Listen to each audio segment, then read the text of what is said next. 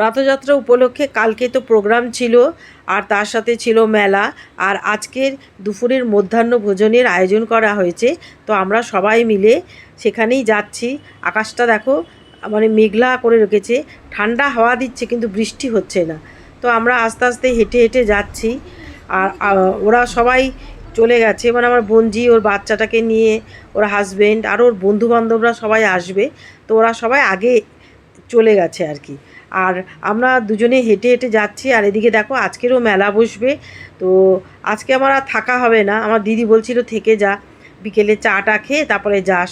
তো আমি বললাম যে না, আজকে সেটা আর হবে না। বাড়ি মানে বাড়িতে ওই কাঠের মিস্ত্রি আসবে, আমার একটা ওয়ার্ড্রপ আছে ছেলের, ওটা লাগাবে বলে।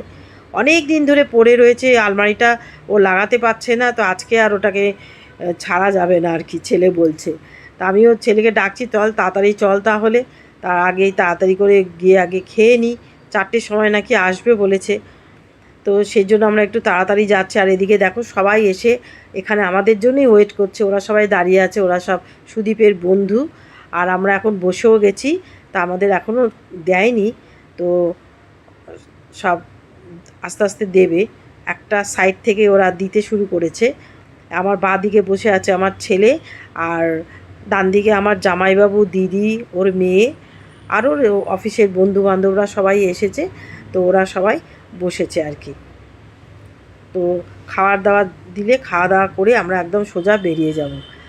আর খাওয়ার যা আয়োজন করা হয়েছে খাবারের, তা হচ্ছে তোমার পোলাও, পাঁচমিশালি তরকারি, পাঁপড়, চাটনি, ডাল, আর পায়েস দিয়েছে। পায়েসটা নাকি খেতে খুব ভালো।